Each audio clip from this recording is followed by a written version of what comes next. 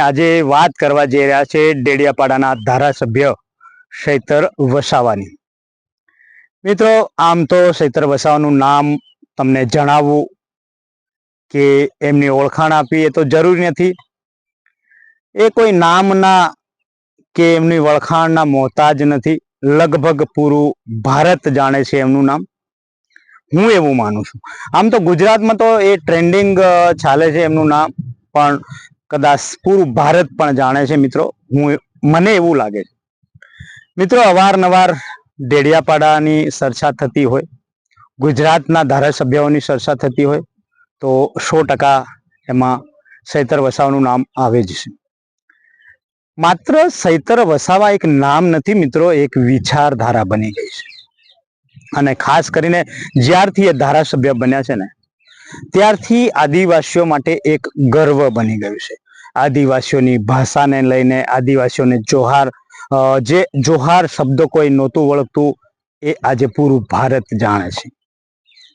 એ શબ્દનો ઉપયોગ હવે વડાપ્રધાનને પણ કરવો પડે છે, મુખ્યમંત્રીઓને પણ કરવો પડે છે। મિત્રો, આ જોહાર શબ્દનો એક સમયે વિરોધ થતો હતો, આ ચૈતર વસાવાનો એક સમયે ખૂબ વિરોધ થતો હતો, પણ આજે વિરોધ તો થાય છે પણ સામેવાળી પાર્ટીઓ કરે છે। એ આદિવાસીઓનો એક ભરોસો બની ગયા છે, આદિવાસીઓનો એક ભગવાન બની ગયા છે, બિરસા મુંડાનું બીજું રૂપ બની ગયા છે। આદિવાસીઓનો ભરોસો, એમનો વિશ્વાસ, એમનું ઘમંડ પણ બની ગયા, આદિવાસીઓનો અવાજ પણ બની ગયા છે। મિત્રો, જ્યારે જ્યારે ચૈતર વસાવાનું નામ આવે છે ને, ત્યારે ત્યારે આદિવાસીઓની વાત ચોક્કસથી થતી હોય છે। આજે જો સૌથી વધારે પ્રભાવ કોઈ ધારાસભ્યનો હોય ને તો એ ચૈતર વસાવાનો છે। મિત્રો, કોઈ પણ જગ્યાએ જઈને ગરીબો માટે અવાજ ઉઠાવવું, ગરીબો માટે લડવું, આ એમનું કામ બની ગયું છે। આ એમનો ધર્મ પણ કહી શકો છો। અવારનવાર લોકો માટે લડતા લડતા જેલ ભોગવી રહ્યા છે, અત્યારે પણ હાલમાં જેલમાં છે, ઘણી વખત જેલ ભોગવી રહ્યા છે। ત્યારે કદાચ ગુજરાતનું કોઈ પણ પોલિટિક્સ કાર્યક્રમ હોય અને ચૈતર વસાવાનું નામ ના હોય ને, એ તો શક્ય જ નથી। કોઈ પણ પોલિટિકલ કાર્યક્રમમાં ચૈતર વસાવાનું નામ ગમે તે પાર્ટી હોય પછી એ તો લે જ છે। એટલે કે સૌથી ચર્ચિત શહેરો ભારતનો અત્યારે હોય તે એ ચૈતર વસાવા છે। તો એ તમે બધા જ લોકો જાણો છો, મારે કોઈ ખાસ કહેવાની જરૂર નથી। મિત્રો, શું આ ચૈતર વસાવા યાર, એમનો વિચારધારા ગજબની છે। હું પણ એમની વિચારધારા સાથે સંકળાયેલો છું, ના કે હું આમ આદમી પાર્ટી સાથે જોડાયેલો, હું કોઈ પાર્ટી સાથે જોડાયેલો નથી, કોઈ પાર્ટીને સમર્થન નથી કરતો। હું માત્ર ને માત્ર કોઈક સારો નેતા, સારો લીડર હોય છે જે ગરીબો માટે લડે છે ને, એમનો ખૂબ જ મોટો ફેન છું। એટલે દોસ્તો, અવારનવાર આપણે ચૈતર વસાવાને જાણીએ છીએ, જોઈએ છીએ કે હર હંમેશા, રાત હોય કે દિવસ, ગમે ત્યારે દરેક લોકો માટે લડી રહ્યા છે। મજૂરી અપાવવા, રોજગારી અપાવવાની વાત હોય, શિક્ષણ બાબતની વાત હોય, યા શોષણ બાબતની વાત હોય, યા ભ્રષ્ટાચારની વાત હોય, દરેક જગ્યાએ જો આ બધી બાબતોમાં નામ આવતું હોય તો એ માત્ર ને માત્ર ચૈતર વસાવાજીનું નામ આવે છે। અત્યારે કેટલા દિવસથી, લગભગ મહિનો થવા આવ્યો, એ જેલમાં બંધ છે। તારીખો પર તારીખો આવ્યા કરે છે, ચાલ્યા કરે છે। અત્યારે પણ કેટલી તારીખો બદલાતી રહી છે।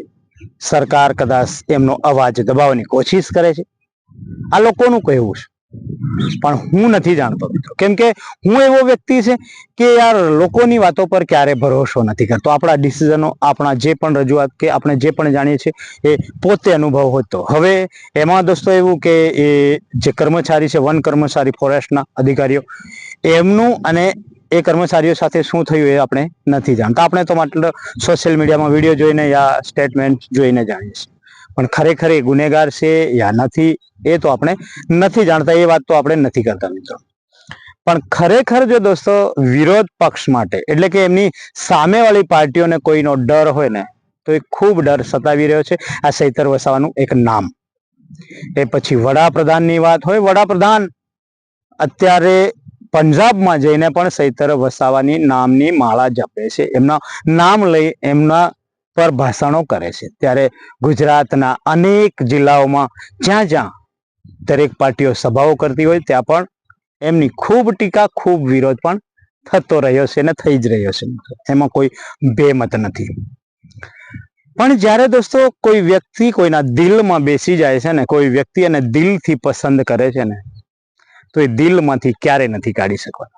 એટલે આપણે વાત કરી રહ્યા છીએ ચૈતર વસાવાની મિત્રો, કે જે લોકપ્રિયતા એમને જે મેળવી લીધી છે એ એમના એમ નથી મળતી. એમના એમ તો કોઈની લોકપ્રિયતા આટલી વધતી નથી. એના પાછળ ઘણી બધી મહેનત કરવી પડશે, ઘણું બધું દોડવું પડે છે, ઘણું બધું વેઠવું પડે છે, ઘણું બધું સહન કરવું પડે છે, ઘણું બધું બોલવું પડે છે અને લડવું પણ પડે છે. મિત્રો આજે જ્યારથી એ ધારાસભ્ય બન્યા છે ત્યારથી અવારનવાર લડી રહ્યા છે. એમનું જીવન એ લોકો માટે બલિદાન આપી રહ્યા છે. એમના જીવનનું, એમના પરિવારનો વિચાર કર્યા વગર હર હંમેશા લોકોનો અવાજ બની રહ્યા છે ને દોસ્તો, ત્યારે એમની લોકપ્રિયતા એટલી છે. મિત્રો ચૈતર વસાવાની લોકપ્રિયતાને જોઈને અનેક પાર્ટીઓ ડરે છે, અનેક પાર્ટીઓ અવાજો ઉઠાવે છે, એમને ખોટા સાબિત કરવાની કોશિશ કરે છે. પણ આપણે એમને કહીએ છીએ કે યાર, જો તમે લોકપ્રિય બનવા માંગતા હોય, તમે સારી રાજનીતિ કરવા માંગતા હોય ને, તો તમે પણ ચૈતર વસાવા જેવું કામ કરો યાર. ચૈતર વસાવાજીને જોઈને શીખો કંઈક અને કંઈક કામ કરો, તો તમને પણ લોકો સલામ કરશે, તમને પણ લોકો આટલું માન સન્માન આપશે. લોકો સ્પેશિયલ ચૈતર વસાવાના છે એ તો છે જ નથી. મિત્રો આ જનતા છે ને એ કોઈના બાપની જાગીર નથી, અને આ રાજનીતિ પણ કોઈના બાપની જાગીર નથી. તમે કોઈ ઉપરથી લઈને નથી આવ્યા રાજનીતિને કે આ લોકોને. તમે રાજનીતિ કરી રહ્યા છો, તમારો સમય છે તો વ્યવસ્થિત કરો, લોકોના કામ કરો, ઘમંડ ના કરો. તમે તમારા બાપની જાયદાદ જાગીર ના સમજતા લોકોને અને આ રાજનીતિને. એટલે મિત્રો આપણે કોઈ સ્પેશિયલ કોઈ નેતાનો વિરોધ નથી, કોઈ સ્પેશિયલ કોઈ પાર્ટીનો વિરોધ નથી, પણ આપણે એવું કહેવા માંગીએ છીએ કે યાર, ચૈતર વસાવાને જોઈને બીજા ધારાસભ્યો કે બીજા નેતાઓ પણ કંઈક શીખે અને કંઈક લોકોનું ભલું કરવામાં દોડે, કંઈક લોકોના ભલા માટે મહેનત કરે, લોકોને ફાયદો થાય એવું કામ કરે, લોકોને ન્યાય અપાવવાનું કામ કરે, લોકોની તકલીફોને સમજે. ચૈતર વસાવા લોકપ્રિય બન્યા છે ને, તો એમના જે કામ બોલે છે ને, એમનું કામ બોલે છે, એ માત્ર નામથી ધારાસભ્ય નથી બન્યા કે નામથી લોકોના દિલમાં રાજ નથી કરતા. આજે ગુજરાતના દરેક આદિવાસી યુવામાં યા દરેક યુવા વર્ગમાં એના દિલોમાં રહે છે ને, એ એમની જગા નથી બની. એટલા આ દુનિયામાં આજના સમયમાં એટલા ગાંડા લોકો નથી કે જે લોકો ખાલી વાતોથી એમના અંદર એના ચક્રવ્યૂહમાં ફસાઈ જાય. યાર, એમના કામો જોવે છે, એમના લડવાની તાકાત, એમની હિંમત જોવે છે. આજે માત્ર એક આદિવાસી ધારાસભ્ય આદિવાસીઓનો આટલો બધો અવાજ ઉઠાવી શકે છે, તો કદાચ બધા ધારાસભ્યો વિચારતું થઈ જશે તો શું થશે. તો મિત્રો, મારા મંતવ્ય વિશે આપનું શું કહેવું છે, અને ચૈતર વસાવા વિશે પણ આપનું શું કહેવું છે, એ કમેન્ટ કરીને જરૂરથી જણાવજો. અને મારી આ સુપરસ્ટાર દેશપ્રેમી ચેનલને સબસ્ક્રાઇબ કરો મિત્રો, જેથી તમને અવારનવાર આવો વિડીયો જોવા મળે. દોસ્તો, બાય બાય.